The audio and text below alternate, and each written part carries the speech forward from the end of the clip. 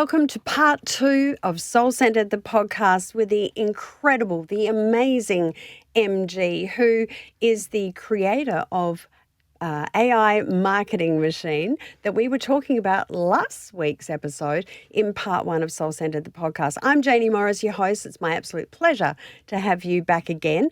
I'm sure you've been listening over and over and over again to last week's episode because, my goodness me, were there some pearls of wisdom in there, certainly a lot of light bulb moments as well. And that's why we've invited Em to come back to us and dive even more deeply, if that's a word.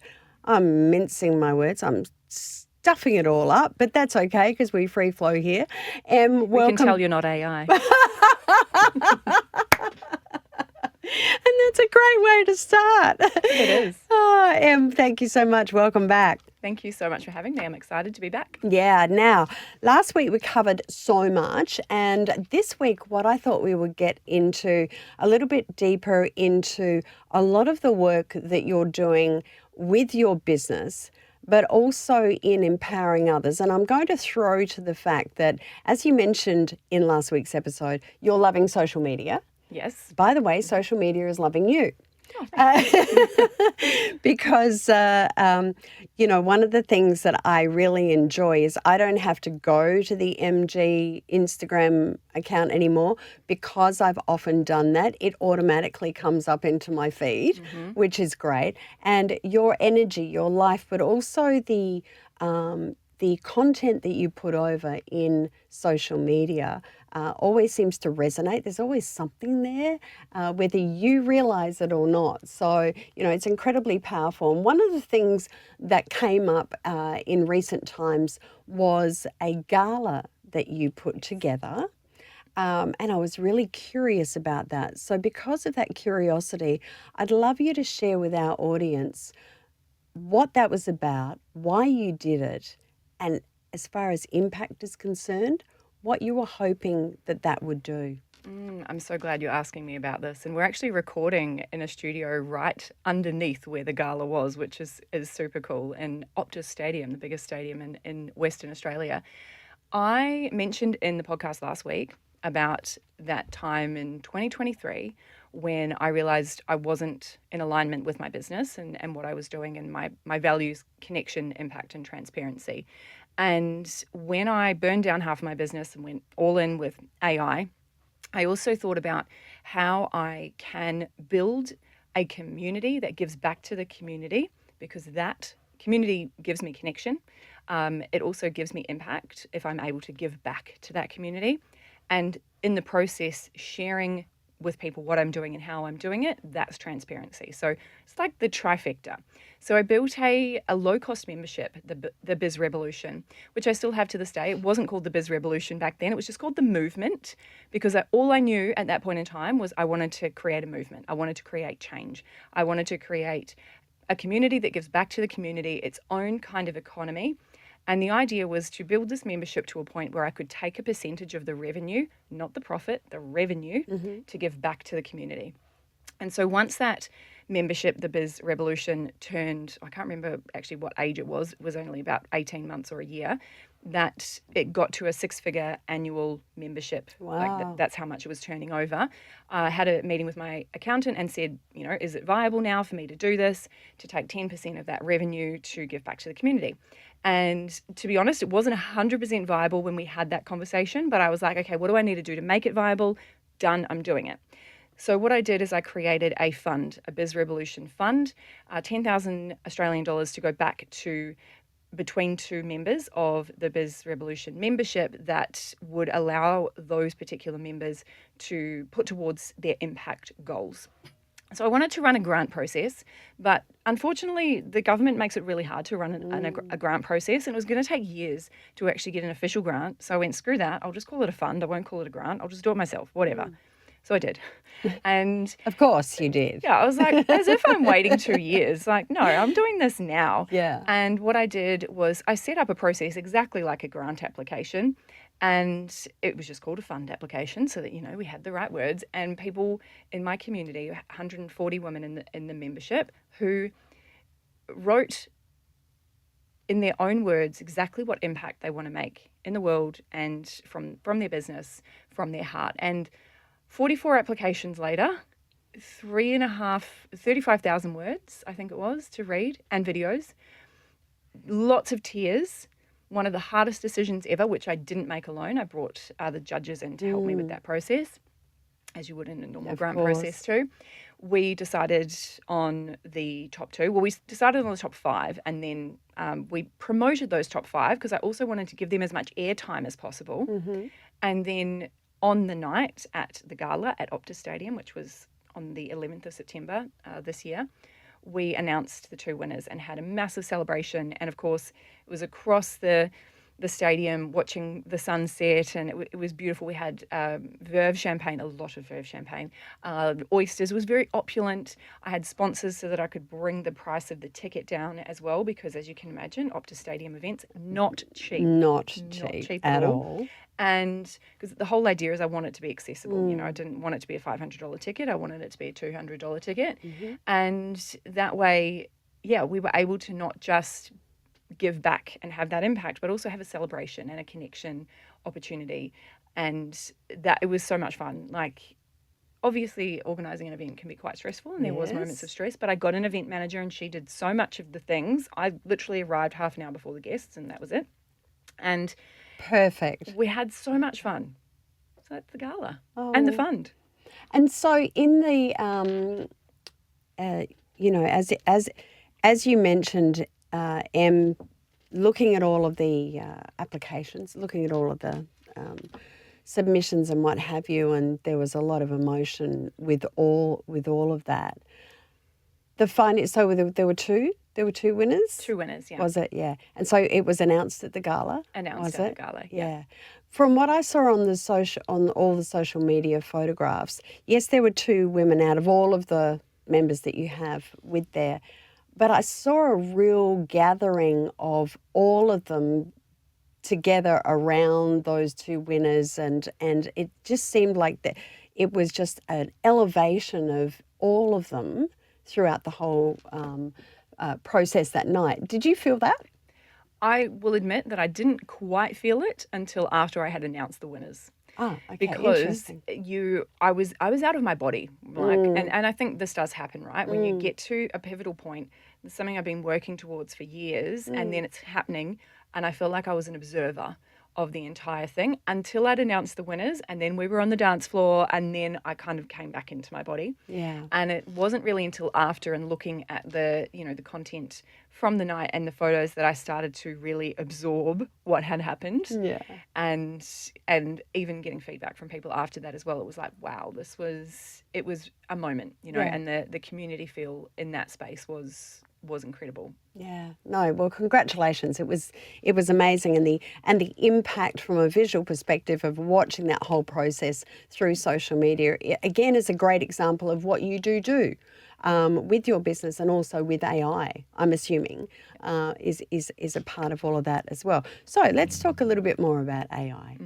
The hot topic that everyone wants to know about. Yeah, exactly. So for our listeners today in part 2 of this interview who've already listened to part 1, and if you haven't listened to part 1, you need to stop what you're doing right now, go back, listen to that, so that it can bring the whole context into what we're discussing today. With AI, let's talk about the fear side of it, and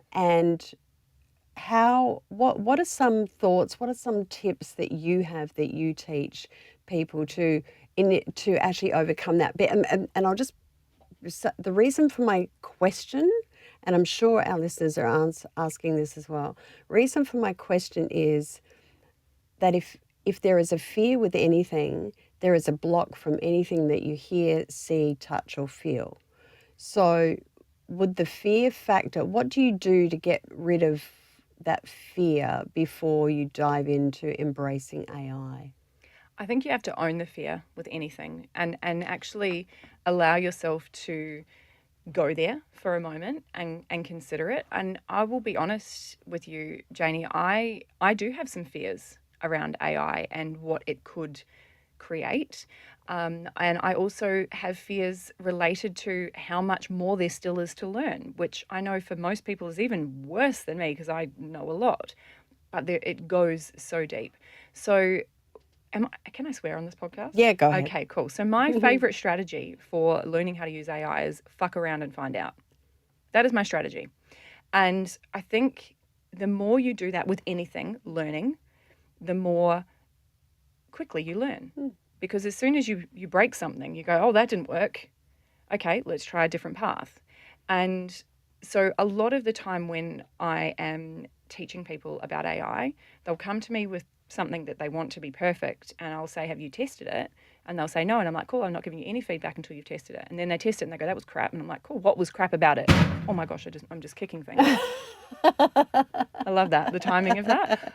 Break That was it good. and fix it. Fix it. That was I'm awesome. just breaking things in the studio.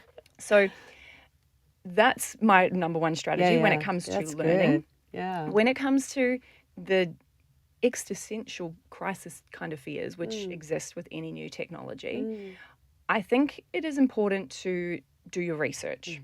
Now, there's lots of research that comes out about AI saying it's going to rot our brain and all that kind of stuff. And what happens is there'll be a piece of research that the media latches onto, twists into something that isn't actually contextually correct, and then I get a billion DMs going, oh, don't you know that it's destroying the planet, and don't you know that it's doing this? And I go, okay, all right, this is interesting. I go back to the source, the actual source, not the Facebook post from someone that's having a meltdown, to the actual source, like the MIT study that came out that everyone was saying states that it rots your brain when it absolutely doesn't state that at all. And look at the actual source. When you look at it, you go, oh, no, that's not what it's saying at all. The media wants, with everything, for us to be in fight or flight because we click more. Exactly. And unfortunately, AI is behind the algorithm of that. But you can change the way your algorithm shows up by clicking on the things that are giving a less biased kind of opinion, right? And so that's up to our own personal responsibility as well, as to critically think.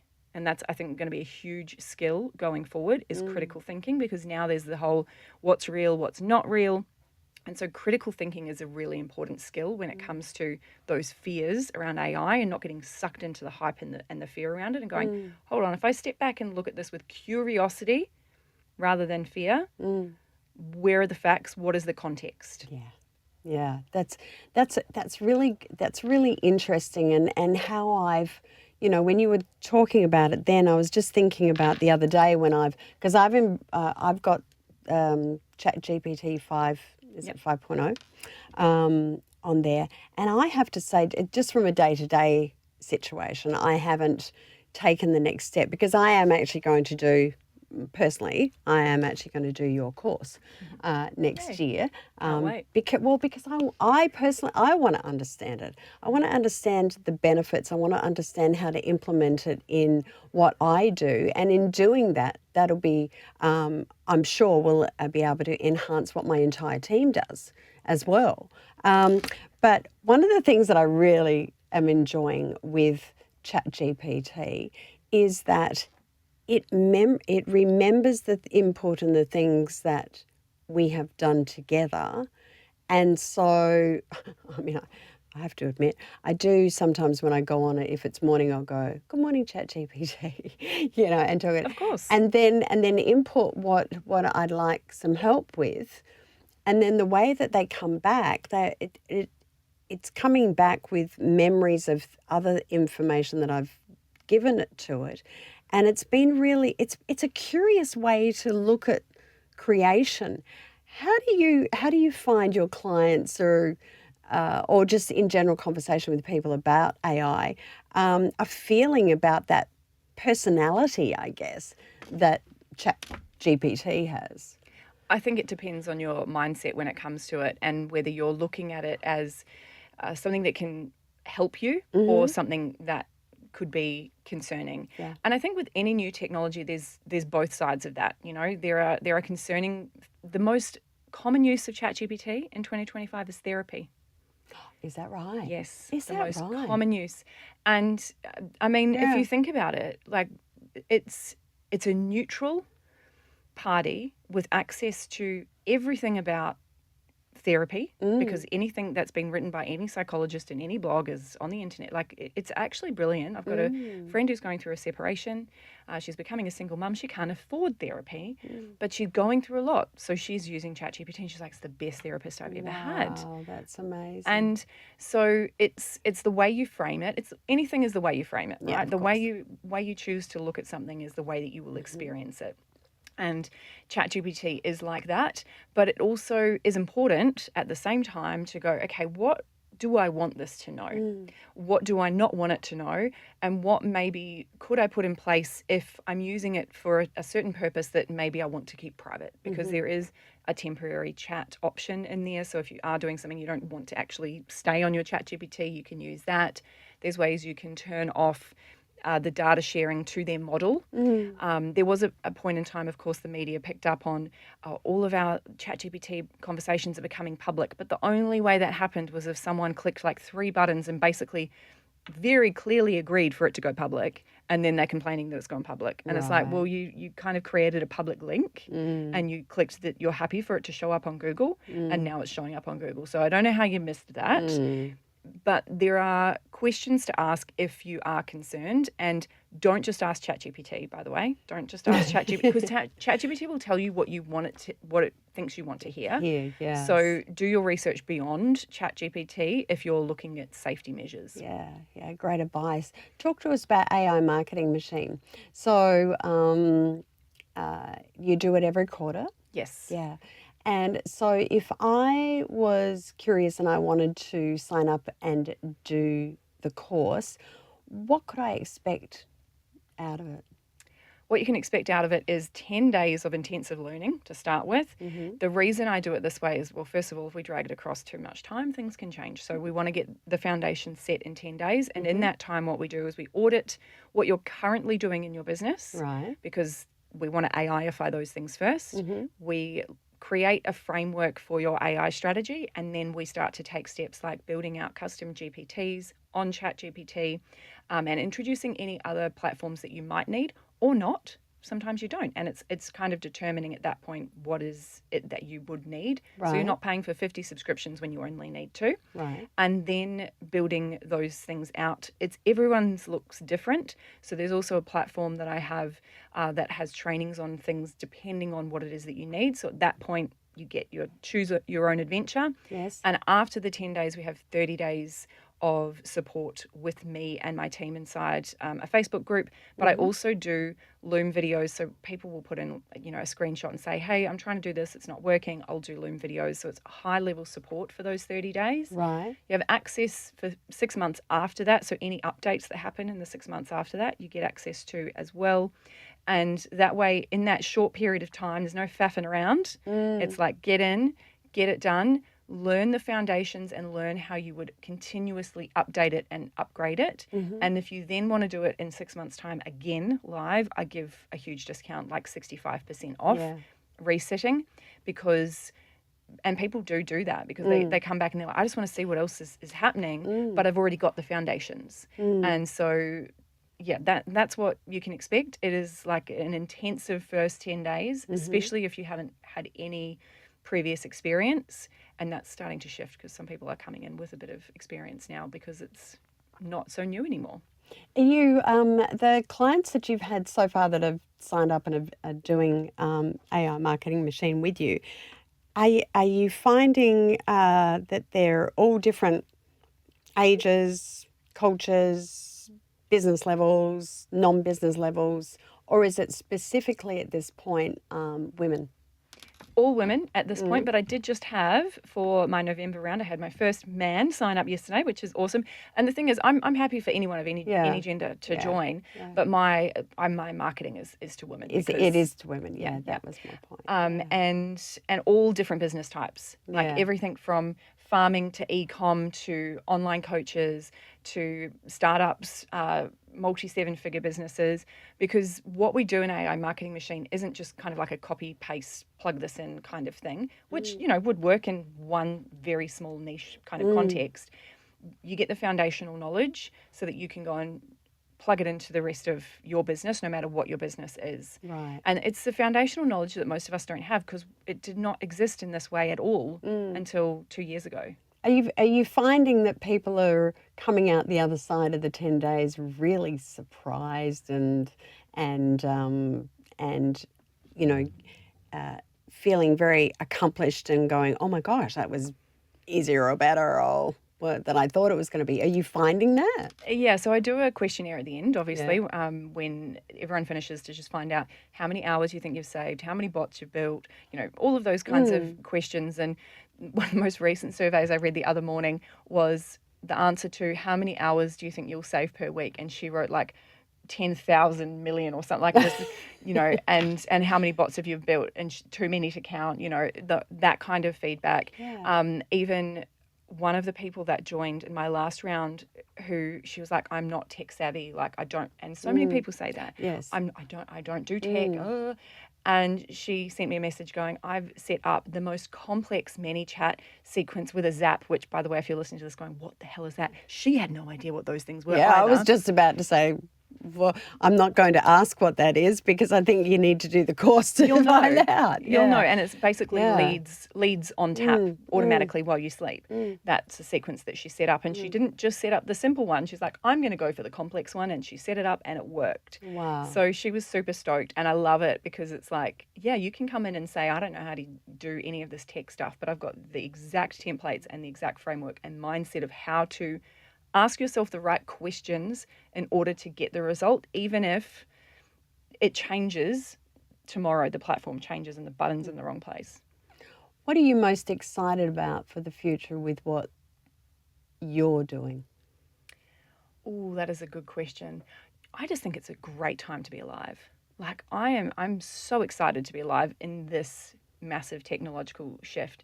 For me, it's freedom that I see that is possible with this because, my daughter who is here today because we're going through school refusal at the moment, I'm like, do you know what? AI could absolutely teach my daughter and then she can come and, have work experience every day. So there's the personal side of it. There's the business side of it where I can see so many more women having that freedom to live their own lives. And not just women, but also men. But I think women have we're wearing all the hats. Yeah. And we've had this beautiful revolution where we have so much more options, but we still wear all of the other hats. And so that I see as a really exciting potential. And the other potential that I really want us to get towards, and I think it's going to take some work, is using AI for creating more time, not working harder, because that is possible. But the history of humanity has been the quicker we can get things done, we just get more and more and more and more productive. So I really want to, I want to lead in a way that shows that AI can actually create more space. So that's up to me. I need to actually do that myself. So in the next 12 months for you personally, what have you got planned apart from the fact you're saying no more? Oh, I'm excited for what I have planned because I'm literally going to put your money where your mouth is? Put your mouth where your money where your mouth put your is. money where your mouth is. Yeah, okay, Yep. cool. You know how sometimes you go to say a saying and you're like, it is gone from my brain. Oh, yeah. It's there. Put my money where my mouth is. And what I just said, we are actually going to be traveling all year next year. Oh. So 2026 is a year of us traveling New Zealand. I'm originally from New Zealand, as I Yes. mentioned in the last podcast. Yes. And I want New Zealand to be a big part of my kids' lives. Yes. So my husband's taking a year off and I can obviously take my business anywhere. Yeah. I will be living in New Zealand, North Island for 6 months, South Island for 6 months next year with my family. And I will be doing nothing except AI Marketing Machine and the Biz Revolution. Those are my two online programs. Not the crazy extensive amount of travel and chaos that I've had this year because I'll be there and just enjoying that space. What an exciting adventure coming up for you and your family. Yeah, That's and the fact that you and your husband do have that opportunity to do that because you've created that opportunity. Absolutely. And I think more people are creating these kinds of opportunities now. And that's why I say, what a time to be alive that we can do that. That's magic. Now, MG, we will have in the show notes how people can contact you and find out more information, but can you just in this moment, just let everybody know how they can do that? best place to do that would be Instagram. So at @thereal_MG, which I'm sure will be in the show notes anyway. Instagram is my social poison of choice. I've also been playing with LinkedIn a little bit. So if you look for MG, not MG the car, although they No. should sponsor me. Well, Really. actually, they should. I know, yeah. Yeah, Thinking I might need to OMG. pitch. Yeah, because every time I give a presentation and I say MG, people go and write the word, the letters MG. and I have to Yeah. say no, like MG, OMG, EMG. And anyway, but then people remember after I say that. Yeah, exactly. It's been an absolute delight to have you both in part 1 and this episode part 2 of Soul Sentred, the podcast. It's you're an amazing woman. You're an absolute dynamo. I know that you will bring a little bit more of balance and get some sleep. Well, not so much between now and the end of the year and with you going over to New Zealand. But I really appreciate you coming in and just opening up a few of the layers and the misconceptions about AI, and also creating the AI marketing machine, because it's exciting, and you can see the excitement in the way that you talk, the way you have brought it to us today, and I wish you all the best for the future. And congratulations. Thank you, and thank you so much. I look forward to blowing your mind an AI marketing machine early next year. Yeah, I'm looking forward to it too. Watch this space. Yes. Thank you, Em. And if you've enjoyed this episode, as I know that you have, part 2 of Soul Sentred, the podcast with the dynamic MG, then you know exactly what to do. You hit like, you put any comments or any questions you've got below wherever you're listening or watching us on YouTube right now, and remember to subscribe. When you subscribe, that means you will never miss an episode. And also look out for Soul Sentred Magazine, an upcoming issue of Soul Sentred Magazine. There will be an extended interview with the amazing MG about AI her business AI marketing machine. And if you want to know more of how to get in on and sign up and really learn a lot about AI and all things, and dispel all those fears, you know exactly what to do. All contact details are below where you're watching us right now. I'm Jaynie Morris, wherever you are in this amazing, beautiful world of ours. I hope you're having an absolutely fabulous day or night, and I look forward to having your company next time on Soul Sentred, the podcast.